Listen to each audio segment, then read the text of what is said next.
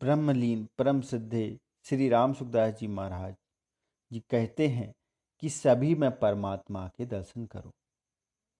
परमात्मा भी यही कहते हैं कि सभी में मुझको देखो। जो मुझको सभी में देखता है उसके लिए मैं अदृश्य नहीं हूं और ना ही वो मेरे लिए अदृश्य है। एक छोटी सी कथा के माध्यम से राम सुखदास जी समझाने का प्रयास करते हैं। कहते हैं कि एक बार एक बच्चा अपनी माँ से कहता है कि माँ मुझे गुड़ चाहिए। माँ ने बच्चे से कहा, बेटा गुड़ घर में नहीं है, तू घर से गेहूं ले जा और बनिए की दुकान पर जाकर बदले में गुड़ लेके आ जा। बच्चा हंसता हुआ गेहूं ले जाके बनिए की दुकान पर देता है और बोलता है, मुझे गुड़ दे दो।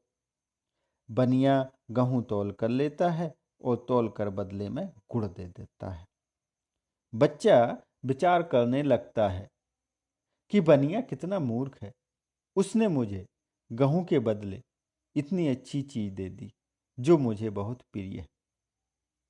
बच्चा अपनी जगह ठीक है और बनिया अपनी जगह।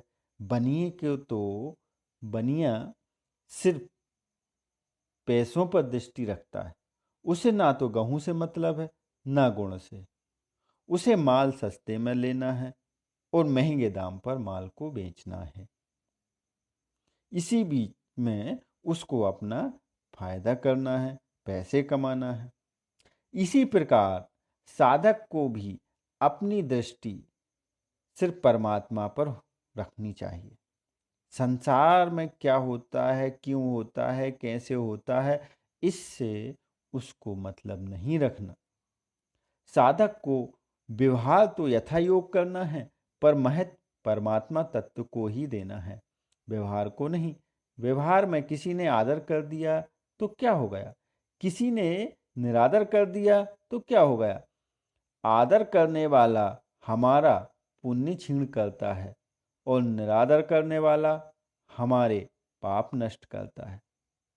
अब हमारा लाभ किसमें है, पाप रखने में कि उनको नष्ट करने में।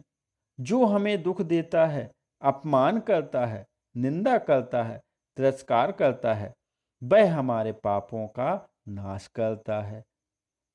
और जो हमारा आदर सत्कार करता है, हमारी वाहवाही करता है, वह हमारे पुण्यों का नाश करता है।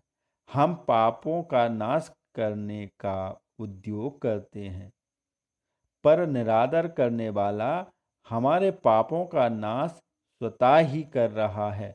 यह उसकी कितनी कृपा है। उसका हमारे पर कृपा करने का आशय नहीं है, पर वह क्रिया तो हमारे लाभ की ही करता है। वह हमारा हितैषी नहीं है, पर वह क्रिया तो हमारे हित की ही कर रहा है।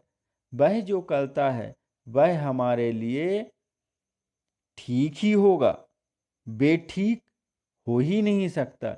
एक मार्मिक बात है कि साधक के लिए कोई परिस्थिति अनिष्टकारी नहीं होती। संसार का जितना व्यवहार है वह सब का सब साधन सामग्री है।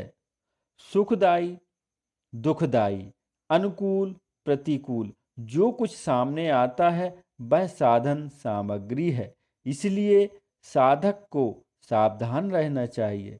सावधानी ही साधना है। साधक वह होता है जो हर समय सावधान रहता है। हमारी दृष्टि सिर्फ परमात्मा तत्व पर होनी चाहिए। हर एक में परमात्मा के दर्शन करना चाहिए।